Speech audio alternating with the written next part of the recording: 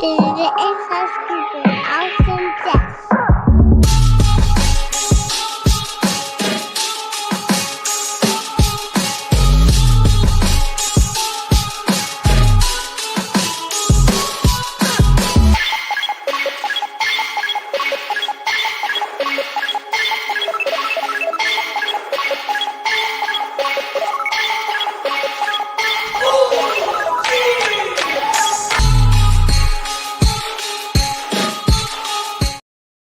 Welcome, everybody, to another episode of Inside Scoop with Alex and Jeff. I am Alex Dingman. I am Jeff Dawes. What is up, guys? We have a big show for you guys, and if you don't know, it is episode 300. That's right, guys. We've done it for this long.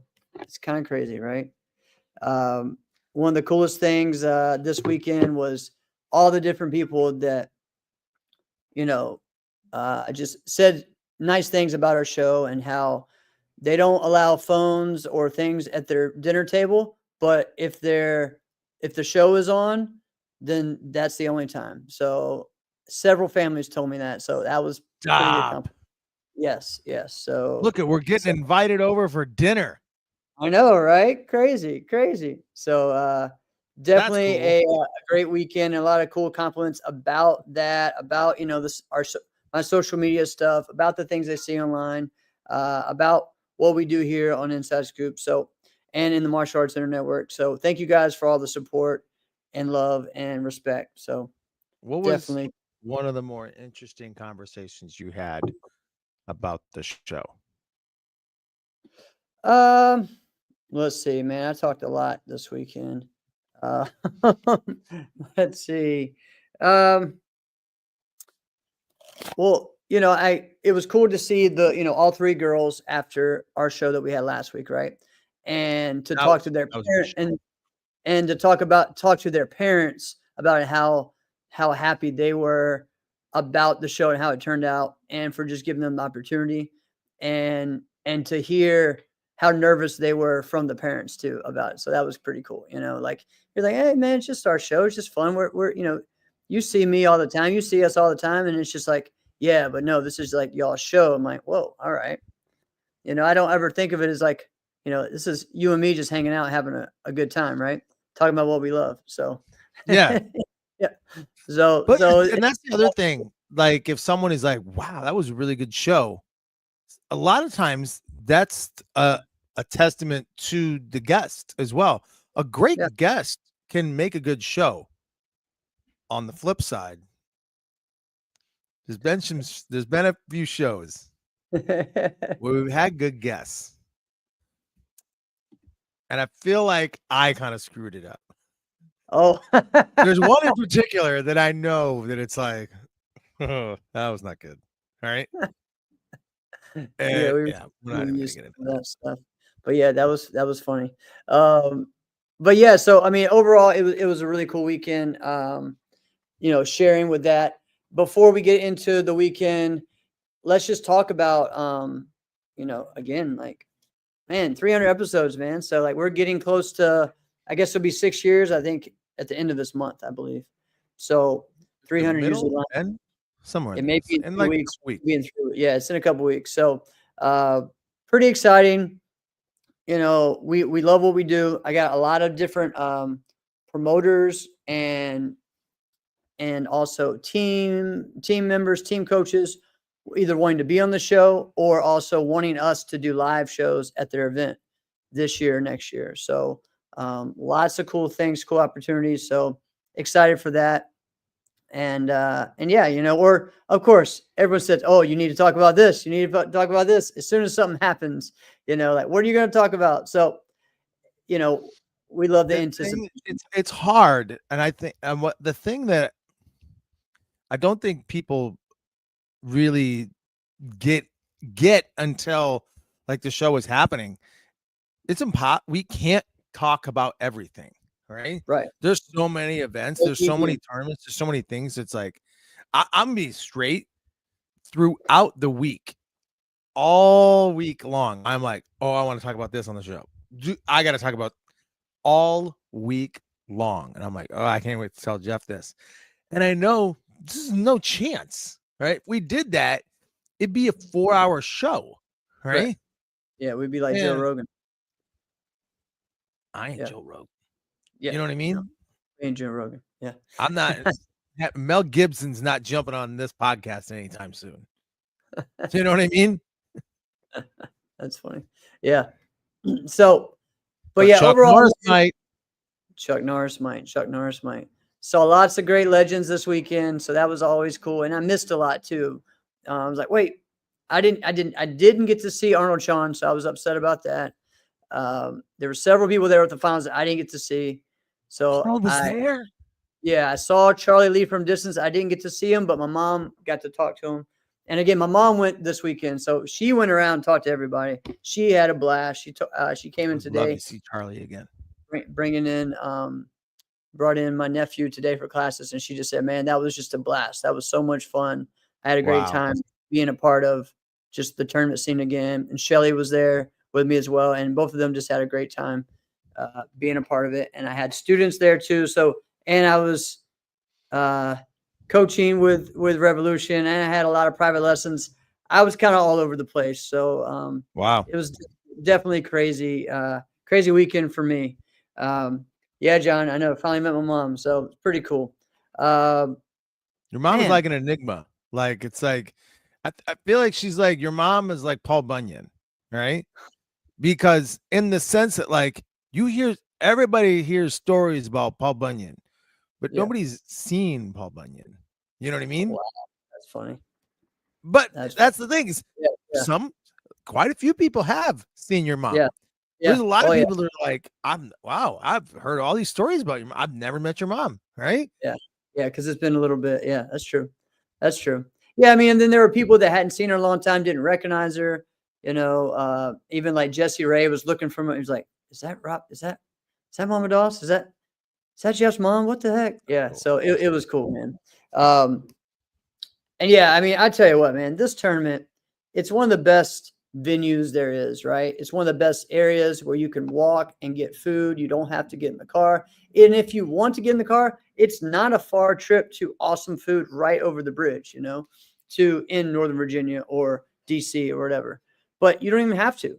And I tell you what, like I had a Riverview room, and every morning open up that first thing, see the big Ferris wheel, see the river, see all the boats. Beautiful. Same thing at night. Beautiful, right? And I tell you what, like this year was a little unfortunate just with their overall turnout. I still think it was a great turnout, but when you're comparing it to, we had Battle, then we had US Open, and then we had this, which is a little bit less, right? It makes everyone think, oh, no one's here. Well, that's not really true. They had a great turnout. It was a great event. All the top people were there. The divisions may not have been the same. Again, for me, in my divisions, with my division of 6 people, was tougher for me than my division of 20 at the US Open. Okay. So see, that's the thing is that if you're going to look at like an event or events that have been weathered, have stood the test of time, have gone down, come back up. I mean, the Diamonds has to be pretty high on that list. Yeah. Listen, I remember a tournament. It wasn't within the last 10 years, right? But it was relatively, with soon. I was at the Diamonds.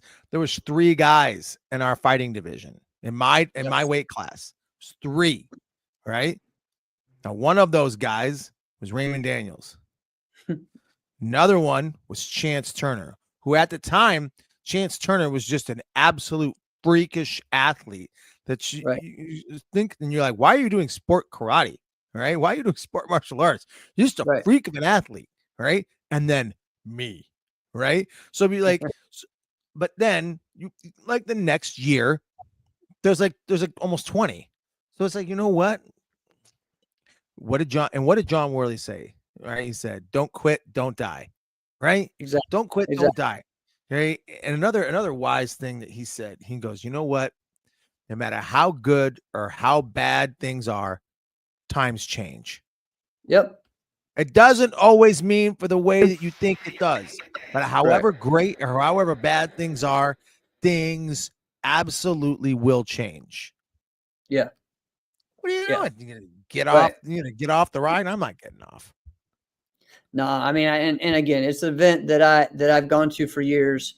You know, I tell you one thing while Joey talked, man, Pro Mac made a huge difference this weekend. Okay, so the underbelt side many times has been ran in many different ways, and I tell you what, like Pro Mac brought a professionalism to it. They brought a finally, I feel like it was the first time that there was a consistent rules done at each ring. Okay.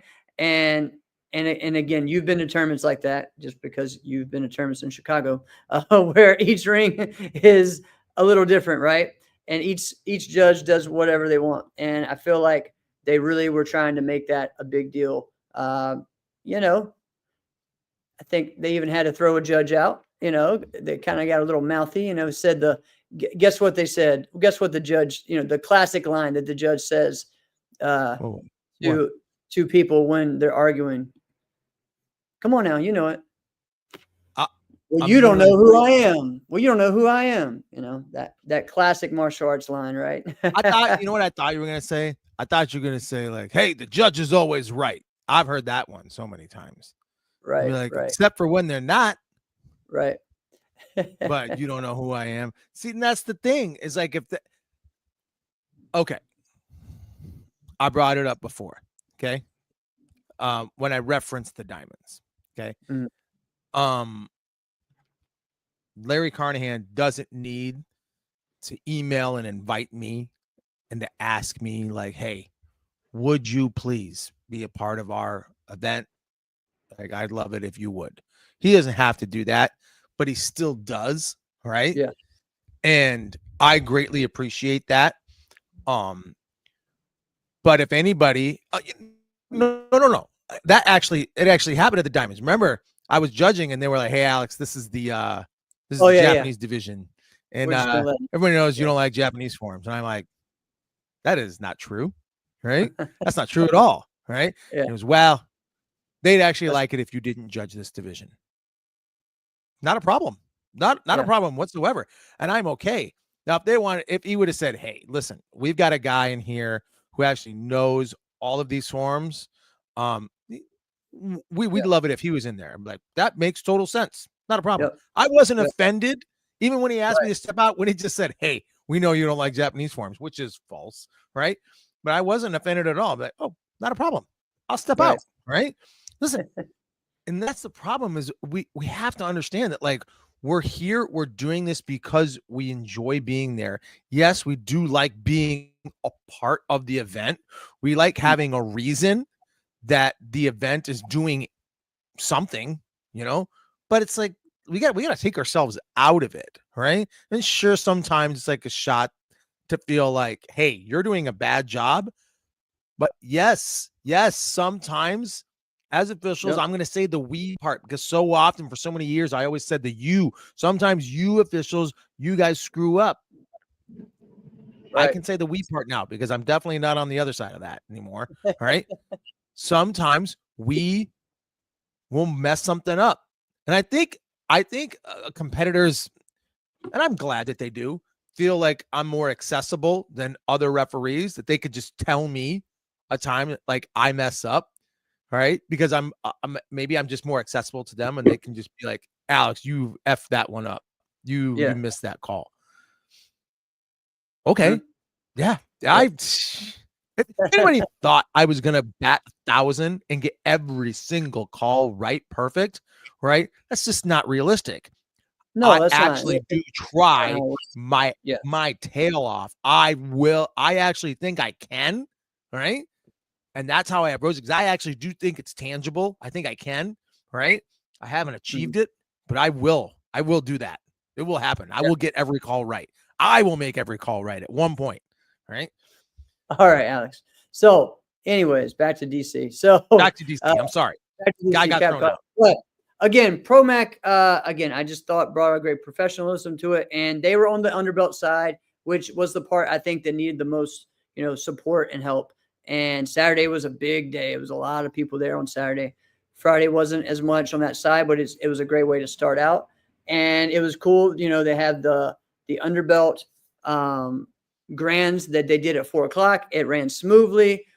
Everyone enjoyed it. All the black belts and different people came around cheering everyone on and made it a big event, which to me is one of the best things about that tournament is that they do that, right? So it was really cool. Professional. Yeah, there we go. I've never heard that term before, but I love it. I love it. Yeah. All right. Now, I will talk about some fun, some things, again, my weekend, like I said, busy. I will talk about not really judging things that I thought, I guess they were errors, but they were just confusing ones, and they got clarified. All right. But these are just kind of funny things that happen. And both of them happened to me, this weekend. And again, it wasn't. What do we got? And so, in the senior weapons grands, there's 4 of us. Sometimes you tell me what happens before we get on the show, and I'm like, let's get into this. This I do not know. So I'm excited to hear. So the senior weapons grands, was Brett Thomason, Azriel Harris, who hadn't been out in a long time, and then Teddy Jordan, and then myself, right? So us 4 were doing the senior weapons grand. We do our forms. And pretty much I get 2 9s, 2 8s, and then the last judge wants to give me a 10. So he goes to give me a 10, and one of the other judges tells him, no, you can't do that. It is grand, so I don't know. I haven't been able to get that answer yet, and I meant to ask that before, but it's been a long day. And so because he already gave his 9, he gave an 8. Well, that could have really affected me. Luckily, the other person who was second, he gave a 7, and we end up tying at 1 when you add the high and low end. But that could have really affected me, right? Where that could have, it could have been done. Hey, it doesn't score a 10. So what should have happened was, Mike, was the system doesn't score a 10. I need to go back and change my score then for everybody. We should have gone back and rescored then. Should have been the thing, right? So where he gave me the 9 and then the other guy the 8, then the 7, and really he only had to switch 2 because he hadn't given an 8 yet. And so there was that, that could have really been a big mistake, but because he hadn't given that score yet, it still worked out for me, but it could have been bad, right? I understand why it doesn't give us a 10, and I understand that's probably why, but it should have been where, okay, someone else told him, hey, give that, right? On the other one, actually, both these times Mike was involved. So, and the next one was on stage for Korean Challenge, was where we are doing the thing, myself and Miles, and there's the 3 judges here and on the corners. But when it's time for all of them to vote, 2 other judges put their hands out too. And so I'm looking and I'm like, okay, well, I won 3-2. And it was actually only 3 judges. Those other 2 weren't supposed to vote. And I guess they didn't know that. And they thought that they were a part of it. So it's too late now. Well, they weren't the official judges. It was only 3. So Miles won with the 2-1. And I'm fine with all that. It was just very confusing, right? And a lot of people were confused. So much better than I would. So both of those things were confusing. But they're things that, again, we need to address, notice them, and then make sure on how we fix it on the next time, right? So those are kind of interesting things that happen as far as on the scorekeeping side, or I mean the judging side, just confusing judging errors, that happen. I'm sure there are some other ones with sparring and stuff too, which we always have. I've never seen it be such an issue at an NASCAR tournament than it was this weekend with like kicks being called 1. Like that was the only thing. And again, I didn't see that really on the underbelt side. It was more on the black belt side where they were just given 1 point for kicks. And we're like, wait, hold on. That can't be the case. The guy didn't even throw like a hand technique. So how is there a 1 point, So that was something, again, I think that could be addressed, in the next meetings and stuff, is that, just making sure everyone is aware. Hey, what So is there since love that Kappa is here because it's going to help clean so much of this stuff up. But what is kind of like the stance as to what to do if somebody like a competitor, like obviously, visibly, just bombs a performance, and a mm, judge goes, "Well, I thought they did great." What yeah, do we? What is there to be? Because I don't, and that's something where yeah, you go, yeah, "Hey, blind man sees this." You know what I mean? So I don't know. What is there anything in place for that? yeah. I don't know that why, because again, like there should be an equivalent in forms of what a drop is in weapons, right? There should be of like, hey, if you literally Like a fall and you put stumble? your hand, a huge stumble where you put your hand on the ground, or you go to your knee, or you do something like that, Yeah. right?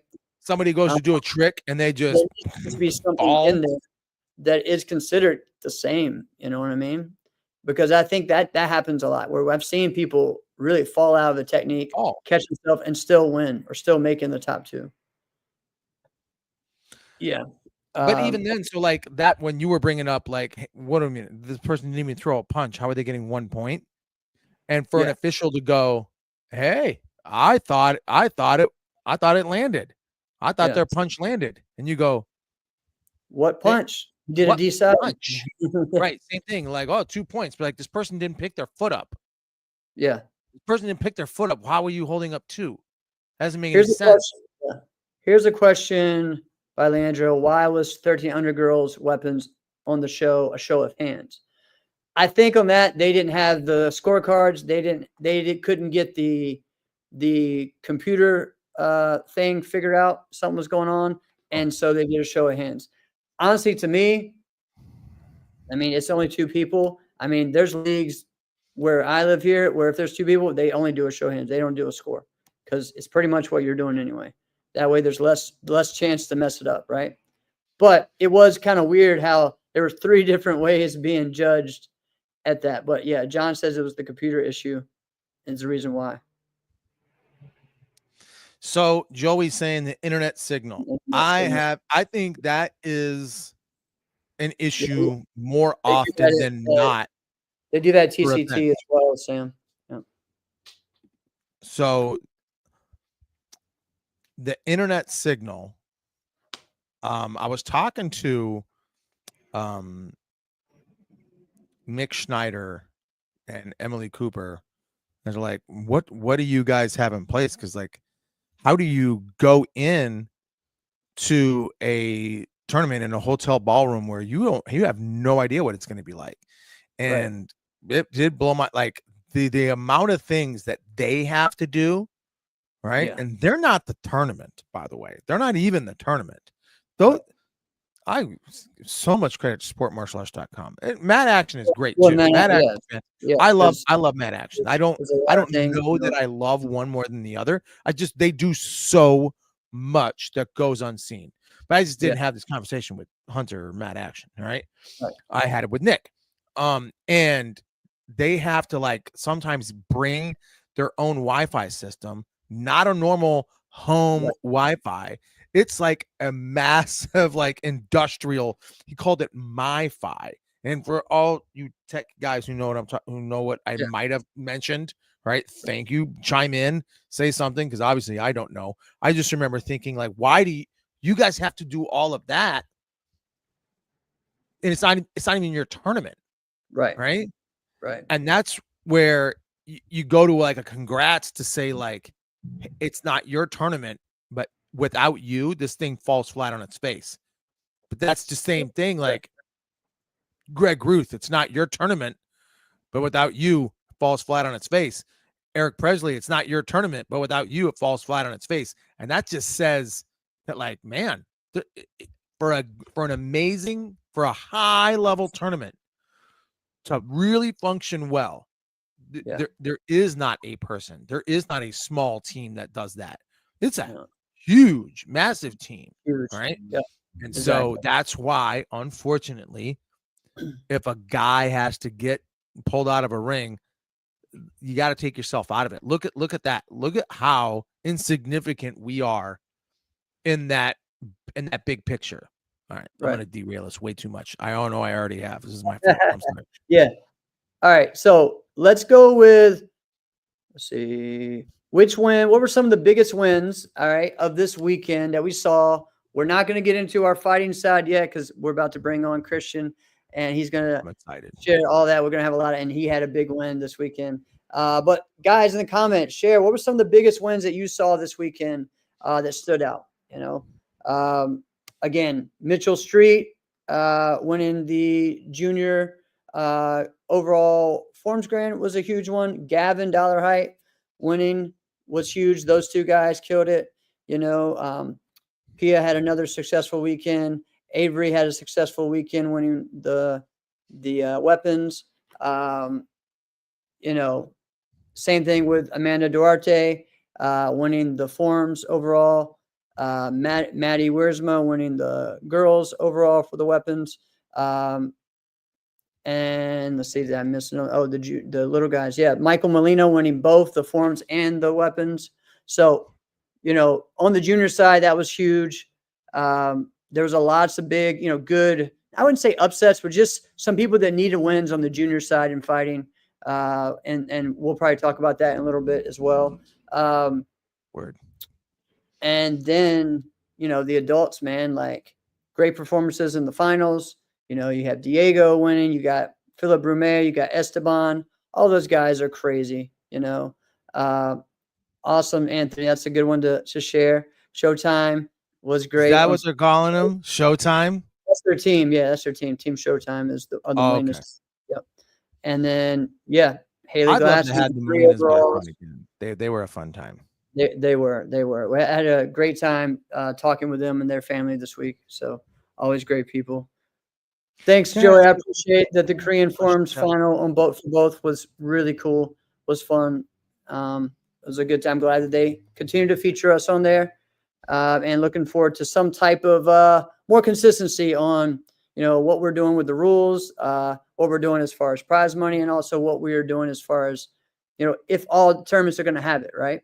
So, well, how's the Korean Forms looking as a whole? So again, this was our smallest division we've had almost all year. It was really weird considering that DC is a big Korean Forms. Oh, that's place, right. That's Taekwondo. It's all Taekwondo. We only had 6 in the past. The divisions there, the past 3-4 years I've been there, it was like 15 to 20, and so we really lost like 15 people. So again, seeing it being so close to US Open definitely affected it. Sure. You know, so that was definitely a thing. But again, like I said, to me, this division was harder, you know, as again, I didn't win. So yeah, but that, I guess my question is, how is it looking as a whole? Right? When you look at the overall performance. Okay, I think judging needs to be looked at, because especially for the juniors. And really, even you look at adults, like we had all 3 judges, no one was a Korean practitioner. You know, I feel like we had one judge who definitely knows this stuff, you know, and it's great, and a great overall judge. But I do feel like they're and I got a lot of people asking me about that. Parents, students saying, what can we do to get actual Korean judges in these Korean divisions? You know, because that's hard, because if you were to have like the traditional challenge, aka Japanese challenge, right? You kind of have to have somebody who's got some WKF knowledge and experience. But that's hard too, because there's not always those people, right?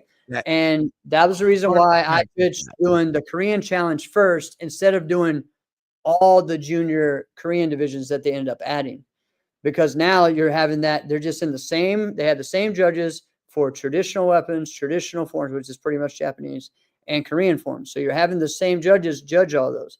But if we do the challenge, one thing that we've been doing is, you know, we've had a good job with, at least for the challenge, having 2 rings run and with good Korean judges there, right? of course, everyone has different opinions on what style and how to do it and stuff. And maybe we need to be more particular on that.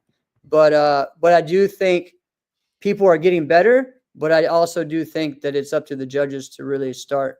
We need to just have more specific, specific things, criteria in there. So, for me, I'm going to be pushing out the rules more as well, so people know them, because the judges are not. I mean, the tournaments aren't posting those rules anywhere really, right? So I think that needs to be a thing. I love that. What Joey just chimed in with that. We'd love to help NASCAR officials in training. We had 22 new officials for training Friday, and our monthly info is really showing results. We care and we love to help move. Yep. It's always judging. Yep. Will, the everlasting topic. It is. Well, yeah, and it won't ever. But see, think that like, oh, here we go. 30 years later, we're still talking about judging. Boxing is like 200 years old. We still talk about that in boxing. It's true. It's true. It's like, yeah, we get that, right. But like, so yeah, of course it's not. It can't really go away, right? We just hope that it improves, and we hope that people aren't just deliberately being, given a bad shake here.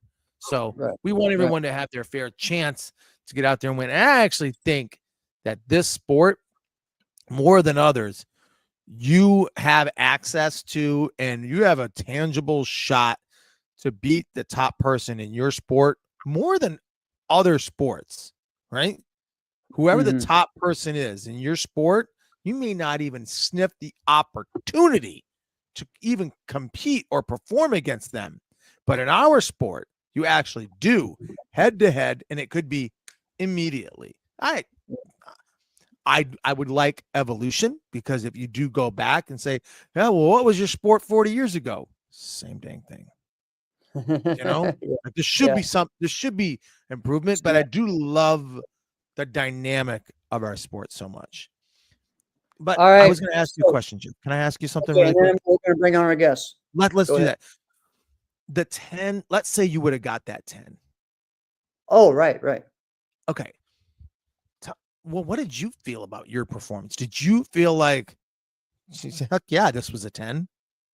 Oh, I felt like I nailed it. It was a good one for me. Yeah. Was it? Felt like. Do you feel like if you got a 10, would you have been like, yep, heck yeah, or would you have been shocked?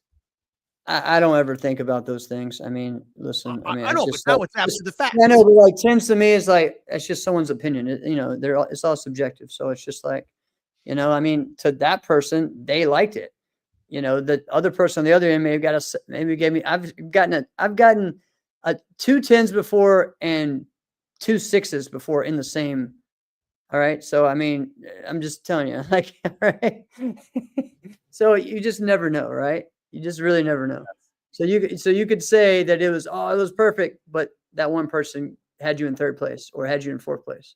So, yeah.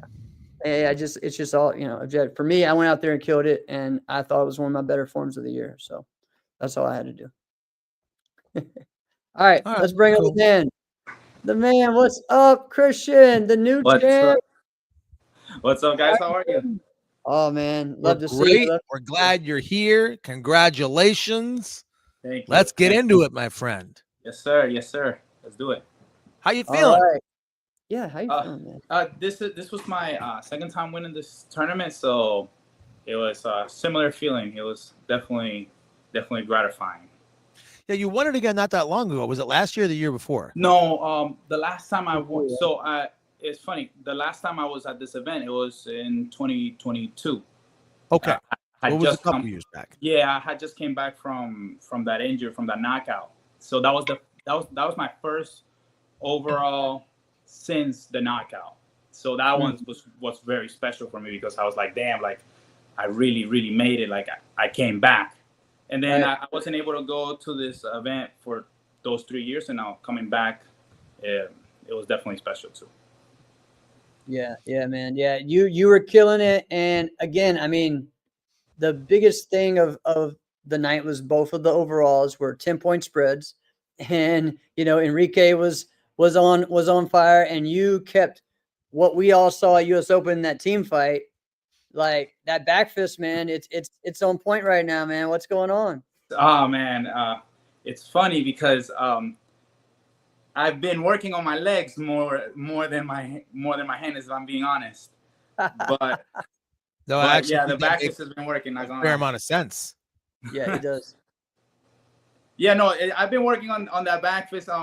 You know, it's mostly just my instructors that, you know, anytime that I got a question, they just guide me through it. So I love your style of fighting. I think because it's like the complete opposite of the way I fought, right? No, but it's in a great way, man. Like you're wildly successful, right? I'm gonna compliment you, and then also, it's just listen. Your fighting style is strange, okay? It's strange. You're way taller than the way you fight. Yeah, I've gotten that before. You're so. I think when people stand next to you when you're not fighting, they probably go, "The heck? I thought you were like 5'9", right?" Yeah. How tall are you? I'm 6'1". Right, but you fight like you're 5'9". Yeah. It's right? funny because Coach Connell, he always gets on me. He always he fights so wide, and every time that I'm fighting against one of his fighters, he always tells me like, "Dude, he's so wide, he's not gonna be able to kick. You just gotta go at him." But that's the thing is you've trained that. Like it's awkward for some people. It's not awkward for you because that's your thing. That's what you do. You're ready for that type of stuff. It made so much more sense, right? Watching you fight at first, when I first saw like how low and how wide you'd be, I'm like, this guy's not gonna be able to pick his foot up for nothing. How you can't kick from that, right? Yeah. But then you just didn't kick from there, and I'm like, oh well, then he gets ahead. This other guy's toast, right? Because it's if someone doesn't have an answer for your takeoff with your rear hand and what to do about your front hand, if they just truly don't have an answer, right? It's kind of easy work for you, right? Who are some guys that really make it challenging for you and force you to change your style at times? Man, it will be That's anything. A good question, isn't it? Yeah. Anything other than Enrique will be a wrong answer. Like, he's being my butt. The last 2 times that I fought him, so I have to go back and if he's watching, I'm gonna get him. I have to go back and watch that. So every time that I'm fighting him, he makes me adjust. It's so fun fighting him because it usually is me making the other fighter make the adjustment. Him and my brother D-Stacks, it's so fun fighting them because they adjust right away, and then I have to adjust right away. I always tell them, like, I love fighting D-Stacks, Enrique, Bailey, and Cam, because anytime that you can tell whenever you're fighting them, one thing that worked a second ago, when you're gonna try it again, is not gonna be there no more. Yeah. So you have to adjust right away, and if you don't, now you're down by like 4 or 5. So it keeps you on your toes fighting those guys for real. You know who I thought you were gonna say? Who? I thought you were gonna say Avery Plowden. Oh, Avery's definitely. Here's why I say that, because I feel like you guys are similar in different ways. Like, you guys have like 3 moves that's your thing, right? And you guys do them different ways, right? But it's like you have an answer for most of the people you see, right? Like, if somebody comes at you and their foot's just pumping, like, that doesn't surprise you. You have an answer for that, all right? Yeah. If somebody tries to just like bum rush you and give you like tons of power and strength and tries to knock you around, you have answers for those things, right? And so that stuff doesn't typically seem like it phases you, right? So, but they don't not everybody typically has an answer for you. And so you are forced, like, I'm just going to stick with my game plan. I'm going to stick with my game plan. Mhm. Eventually they're going to mess up. They're going to wear themselves out. And I'm going to sit here. All right. Yeah. I'm kind of glad that I wish we would have got a chance to fight. Like if our eras would have matched Right. up, but I think truth would say it probably wouldn't have gone my way. Right. Nah, man. Nah. I mean, because I fought guys like that. Right. And it didn't go my way. Right. But it doesn't change that I would have enjoyed it. Right. Mhm. But That's right. who is a guy? My thing You're with like- Avery is that I haven't gotten to fight him so much. I think I fought him 3 or 4 times. Yes. Which is unfortunate. But it's definitely fun. He's gotten the better of me most times, not gonna lie. But it's also super fun. And then the best part is at the end, and this happens a lot with Cam. He asked me, "Hey, how did you see me today?" Or what? And I always ask him as well, "What you see out of me today?" That's like the best part. Like the guy that I just fought, that just beat me, is giving me advice. That's pretty cool. I like it. Yeah. Cam's a straight up all around martial artist. And Definitely. he loves I got martial arts. Yeah, no, I got to spend some extra time with him this weekend, and if I had crazy amounts of respect for him after this weekend, it's just incredible. I was able to stay at his house, and he treated me incredibly, man. Like, so much respect for him. That's awesome. Man. That's dope.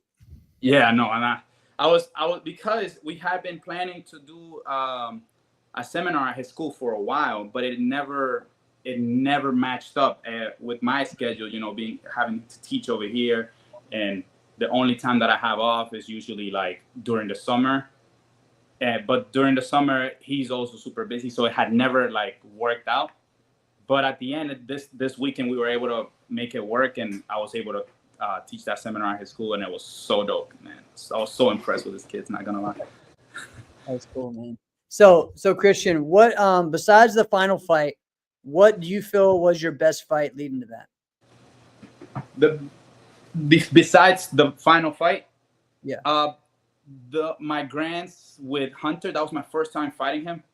I felt like it took me a while to wake up, but then I started listening to Coach Tony, and then I took it from there. But I felt really, really good. Also, my fight with Cam and during teams, it was fun because my cardio was there, my distance was there. At the beginning, I felt like he was fighting me like the very first time we fought back in like 2018. He was waiting for the sidekick. So I thought in that day, back in 2018, he destroyed me with those sidekicks. So it was pretty good for me that I was able to adjust a little bit, and it was a different outcome. It was 4-4 this time.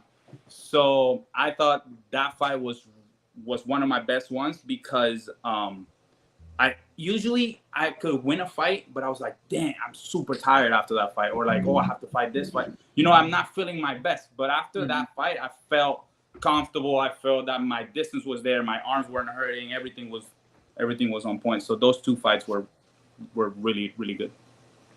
That's a cool way to think about it as well. It's like how you feel after, right? Mm-hmm. So I think a lot of times we don't think about that, and then you're like, hey, I need to fight again. Or yeah, like, but sometimes you get out of a fight by 1 point, and you're like, holy, that could have been it. That could have been the end of the tournament. Yeah. Yeah. Definitely. Yeah, I definitely agree with that. You know, you mentioned that like you've only fought Avery a few times, and I think what people maybe they understand, maybe they don't, is just doing our sport. You take L's. You're gonna take L's a lot, right? Yep. Like I brought up boxing earlier. Mm-hmm. You're gonna have some guys in some weight classes in boxing where they might maybe have 1 loss or no losses.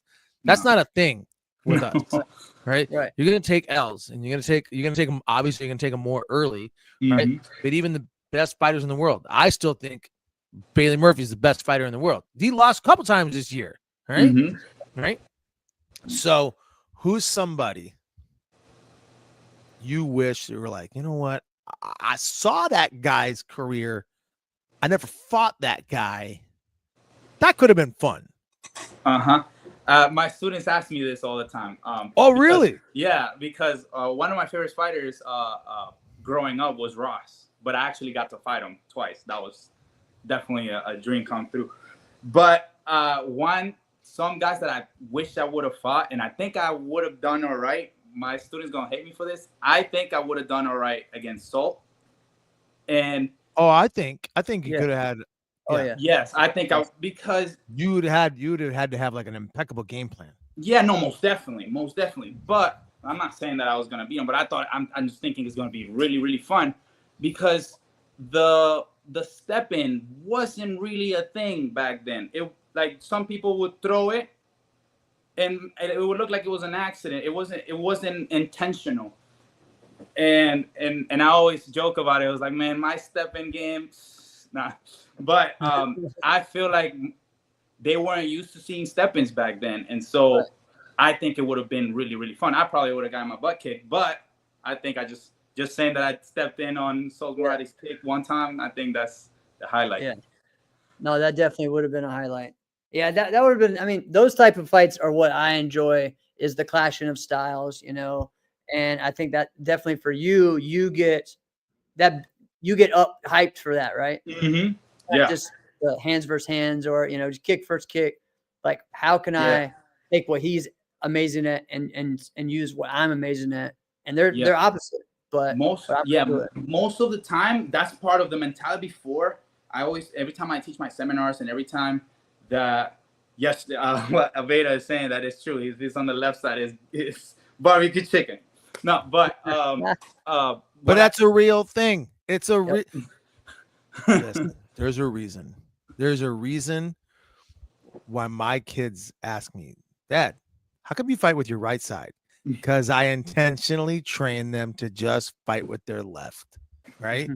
And they're great kickers. They don't know any different, right? Mm-hmm. Because I know that it makes such a massive difference fighting on your left versus fighting on your right. Because it's the same for you. It's the same thing all the time. Mm-hmm. For us, we have to mentally and physically change, right? Yeah.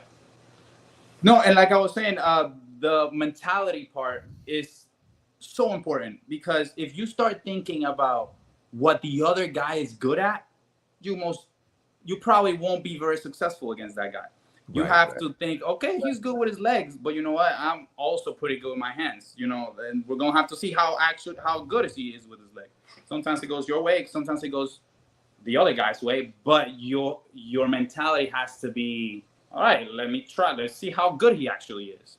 Yeah, you go lose. Oh yeah, his legs are actually good. But if you're already thinking that, damn, this guy's legs are good, I have to be careful with his leg, I have to be careful with when he does that, you're already thinking on him. Exactly. You're not thinking about your fight. So that is very important. You're already on the defense, and you're always going to be catch up. He has the advantage, right? Mm-hmm. Yeah. Most of the time, it's a mental fight before it even is physical. Correct. Well, speaking of mental, Jeff, I hope this is all right. I want to play a game, Kristhian. Okay. Uh-huh. I'm going to bring up fighters I know that you've never fought before. Okay. But fighters you're a student of the game. Mm-hmm.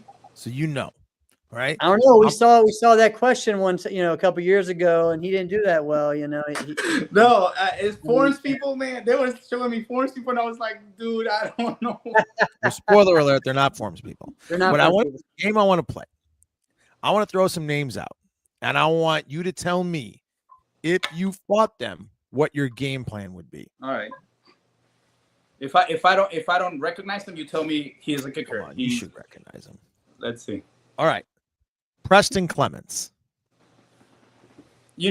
I saw Yosker. Well, I didn't see. I heard Yosker fought him, and so I'm pretty sure I wouldn't do so well trying to go punch for punch, because I heard this guy broke somebody's face shield with his heel one time. So that checks out. Yeah. So for me, I would try to just use my arms as distance, and as soon as his leg is coming in, again, just put his leg to the test and see if he's ready for the step in. Okay. Yeah. This one might be harder. Jody Tension. I just know it's gonna be like a million clashes because we're both blitzing. Like I just know it's gonna be like a million clashes. It's funny because I've heard before that they've seen some similarities from my. You guys do. It's because of how long you listen. Yes, the length. You know this about yourself. Mhm. Right. Your wingspan is not normal, right? But in a great way, right? You just have a really long wingspan, right? And you utilize that well in your fighting. Jody is the same thing. Jody has a ridiculously long wingspan, right? And so it works, and he uses it very well. All right. With Yadi, I would just try not to be defensive because any I don't think I will be able to catch him with my D side or a defensive back fist. I would just try to just clash. Yeah. Yeah, see, that's the thing is that everybody thinks that like, all right, I see him coming. I can stop him. No, this is another thing that my instructor and my dad and everybody that talks to me like, oh yeah, everybody already knows that you're gonna blitz, and it's like, okay, they can know that I'm about to blitz. They gotta stop it, you know. Yes. You know, Jody eventually is gonna blitz you. It's about stopping it, you know. If it were that easy, everybody would do it. Your best chance at stopping Jody when he blitzes at you, if you wait for him, is the first time it happens. After that, probably you are dead in the water. Yeah, right. I agree. And even then, you're not going to get it because he's Jody freaking tension. All right, I got another one. And this one, I hope you know. Okay, let's see. Gregorio DeLeo.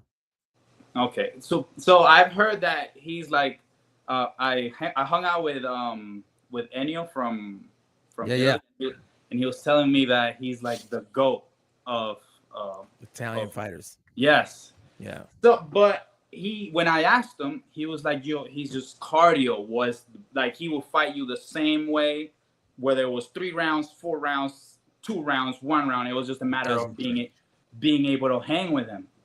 Yeah. But I know he's one of the greats, but I've never studied his fighting as much. So I would try. Yeah, I would try, or I would most definitely not think of who he is, because that's probably some of the reasons that people, when they fought him, they were intimidated. And just try to stick to my game, you know, just the back fist, and then trying to see what his distance is like, whether he's taller or shorter than me. That would be interesting. He's shorter than you. Okay. Our last one. You might have fought this person. All right. Robbie Lavoie. I've never fought him. Good. But I believe he fights lefty. No. He's a righty? Yes. Yeah. Okay. No, I've never fought him, but that's my brother. I've talked to him all the time, and I think it will be really interesting given that he's on the shorter side. And I think I always had a problem with shorter people because growing up, my brother was on the adults class, and he's 5 years older than me. And I would do the adult class with him. So I was always used to fighting taller people than me. So when I hit my growth spurt, fighting shorter guys, it was always a struggle. And so I think that would be really, really interesting. I wouldn't feel as comfortable as fighting somebody my height or taller than me. Right. Yeah. Yeah. You did a great job. That was a fun little thing you did there, man. Good job. That's the one that probably intrigues me the most, is that fight, watching that fight. Honestly. Because when you think you're in distance to blitz, his leg can fit in there. You know what I'm saying? And I think that would be a problem. Not gonna lie. Yeah, and it's in his chamber. Everybody thinks that like, oh, Robbie is just all spin hook kicks and blitzes. He is an amazing kicker, right? Yeah. And he can chamber at his eyeballs, right? Yeah. So yeah, I think that would be an interesting one for sure. Yeah, I mean it's so funny because it reminds me of just like this weekend coaching some of the people. I'm like, you're trying to do a D side on someone who's this much like down here, tiny. It's not going to work when your leg is that long. No, like stop doing that. You know. But even then, that's what makes fighting you challenging to do, because while you're 6'1", you would think, oh, there's so much more surface area I can hit. I can hit Kristhian, but you do it inches from the ground, which when I watch you do it hurts my knees watching, right? Yeah. What are some drills that you do that allow you to blitz so low to the ground, because that's the big difference. And I think what people don't understand is what makes a great kicker. Like, you could be a really, really good kicker. You do all the kicks, but if your base kick is coming at the middle of someone's arm, it's not a threat at all. It doesn't bother someone. No one's worried about it. That's easy to defend. That actually puts that kicker in more of jeopardy than it does the person they're kicking at. But the same thing with how you blitz. You blitz and get so incredibly low. What do you do to allow yourself to be able to do that? So the way that I got it, where I got it from, I used to train with Ross back in New York. When I first moved to the United States, I moved to New York, and I was able to train with him. And I heard him say one time that your speed and your strength comes from the ground. Like power lifters, they get so low and they get their power from the ground. So I took that and I was like, okay, so the lower I am to the ground. So if you look at it with people when they're gonna start sprinting, and people that do the 100 meters flat, they start from down here so they can get lower. So I just practice those type of drills where I'm already low, but I've noticed once you hit 24, 25, man, I'm telling you, everything starts hurting. So I've noticed that my knees started hurting because I was low in the ground, but I was blitzing sideways. So my knees were instead of going, so I started switching into like in a running position. So instead of just blitzing sideways, I started turning first and kind of already being on my fighting stance, instead of being so much sideways, being more like this, so that I can, it's like kind of like I just take one step into a blitz, and just working on my hips, realizing that the speed comes from the hip, not so much the arm. A lot of people think, oh, I need to blitz fast, so let me throw the arm fast. But the faster you turn your hips, your arm is already here. So if you turn your hips fast, all you have to do is your arm doesn't have to be as fast. So working in drills like that, for example, just boom, working on that, just a lot of squats and just sprinting. Also, there's this drill that we do at the school is just going down with Mr. Tony, going down, jumping up, and as soon as you hit the ground, turn like you're about to run and do a blitz. Those type of drills just helping your explosiveness, being your hips being explosive and not hurting your knees whenever you do it. Yeah, and Kristhian, I'm glad you said that, and I'm glad that you're able to notice that at a young age too, because that's something that people do for years and do it wrong, and then wonder why they have knee issues. And for me, I'm a big stickler in my school, and like everything's got to make like anatomy sense, right? It's got to make sense. It's even certain things in forms that people say, oh, well, this is our style. This is the way we do it. Well, that's stupid. Like, why would you do that? Because you're going to tell me that, hey, you're not doing it real Taekwondo because no, I don't want to ruin my knee, or I don't want to ruin, or a real Shuriken or a real whatever style it is. There's certain things that don't make sense anatomy wise. It's like, learn it at a young age and figure it out. I mean, it's huge. It makes no sense to me. And even just, and again, a lot of us grew up doing like the blitz sideways and stuff, but I'm okay, well, try running that way. How fast are you? Does that work that way? No, it doesn't work that way. Once I started noticing that the pains that I were having were not going away a day or two afterwards, I knew like, okay, there's something wrong with this exercise or something that I'm not doing it right. Right. Exactly. Love it. All right, you guys can look Kristhian up on Venmo if you want to drop him some tips. All right. Yeah. Tips are open and available. That was very, very good. I like the way that you talked about that. I like the process that you got to get there. And I think we all have different things and ways where we came up with certain things that we find as successful. But I like the way that you did that. So many of us now, the culture is to have like some one-on-one lessons. I know you have students where you do a lot of one-on-one lessons with when you're at events as well, but that's not where you kind of stumbled across this. And sometimes like the gem that you'll have can just come from, this hurts when I do this. Why don't I do this? All right. It's just like, oh yeah, this works out really well. Yeah. So that was pretty enjoyable for me to hear. Yeah. Can I ask you one more thing? And then I know we're wrapping up. What's a win you didn't get that you were like, damn it, I should have had a fight every day. It keeps me up at night thinking about this match. Okay, so it doesn't keep me up at night because you know what it is. No, so I know what it is. I know which one it is because it just happened recently. So, but I don't know. You guys follow tennis at all? Yes, I do. Yeah. So Roger Federer gave this speech, and he was like, "Okay, I've had more failures than I've had success. Like the success rate of my points are like 50-some%." And then he talked about his mentality, talking about like, okay, the point that you're on needs to be the most important thing in the world.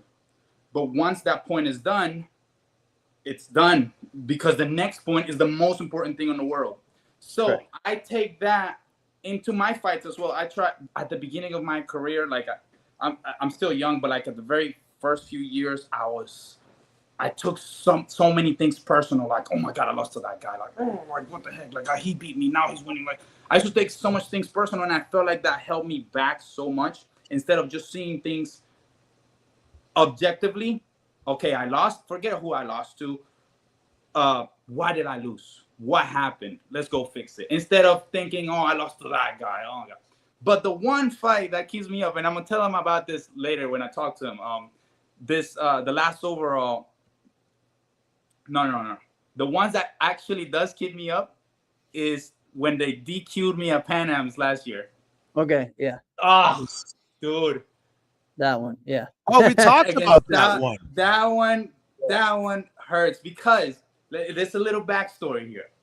So I was 5-0 on overalls. Any overall that I had stepped on, I had won. And anybody that knows me, I'm a huge Michael Jordan fan. Huge Michael Jordan fan. Oh man. So I was 5-0, and that was my number 6. I was about to be 6-0. I was winning, and there were like 8 seconds left. And I had never seen that before. I had never seen nobody get DQ'd, especially at an overall. I was winning by like 6 points. That one does sting. I'm not gonna lie. And then the next tournament right after, oh yeah, that's not a rule anymore. We're not gonna do that anymore. I'm like, yeah, I was like, you guys cannot be serious. Right. The tournament right after is like, okay, so 3 out of bounds. This is still DQ'd. No, yeah, we're not doing that anymore. So I was pretty upset about that one. Yeah. Can you give me my win back? Yeah. Yeah, no. And then everybody was like, well, you still won. No, it's like, nah.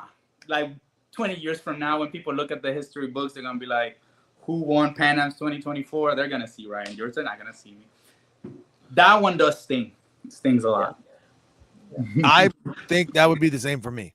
Yeah. Right? If I had something like that, absolutely. Even though, yes, Malachi, you're right. I wouldn't be so hung up on the 5-1 and then getting them afterwards because LeBron is better. So you don't have to LeBron and MJ thing. But it's all right. LeBron's my number 2. LeBron, hey, I was. See, that's all right. I just kind of removed them from that one. I was listen, I was a big going through high school. LeBron was my number 1. But then my dad was like talking to me. And then he was like, I want you to read these 2 books. I want you to do your homework. Yeah. Read this book on Michael Jordan. Oh, you watch The Last Dance. Then read this other book on Michael Jordan. And then come to me and talk. And after I read it, dude, I can't deny him. Like, he's the GOAT. LeBron's my number 2, though. Oh, man. It's crazy. It's crazy. All right. I love it. That's another thing. I get it. Mr. Tony always gets on me about about LeBron too. Hey, so Kristhian, you were, man, when you guys go to a tournament, you guys bring a lot of people. What was some of the fun parts as far as about the tournament on the coaching side for you? I know you guys had a lot of underbelts and different things, and you were coaching a lot. And what did you enjoy about that this year? Dude, it's been such a pleasure watching my students compete in NASCA. Some of my new students have also started coming to NASCA. Usually it's like Tony Jr. and my usual team that I work with, but it's been new students coming to NASCA, and that's been so gratifying. Them doing so good, and them seeing this for the first time, they're so excited. Them seeing me fight for the first. Some of them had never seen me fight at a tournament before, so that seeing that in them and having them being able to see me, that was definitely. It's always great, being able to show your students where they could go. Like I always say, I want all my students to be better than me. I want all my students to just like leave me in the dust. But seeing Tony Jr. anchor for the junior team legends is just, it gives me goosebumps, man. That kid is something else, I swear.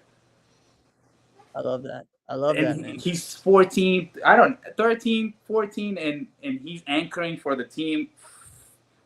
He's got ice in his veins. I love him. That's awesome. That's so cool. Yeah, because you think about it, man. Like some of those kids he's going against are probably 18. Some maybe even be 18, like already, or close. But now they have the rule where you can't do that. But 17, right? So no, so there was the first time that I saw that was at the U.S. Open, and I was like, I don't know if it happened by happenstance or if Mr. Tony planned it, but he left Tony Jr. to anchor, and I was like, he's the youngest on the team, he's the first. He's supposed to be the first fighter, and I was like, wait, what is that?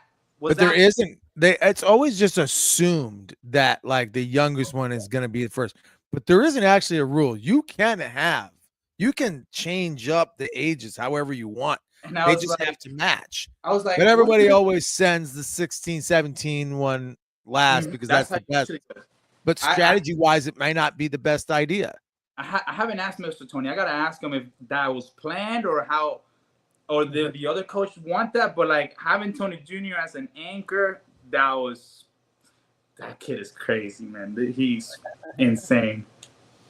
I love it. I love it, man.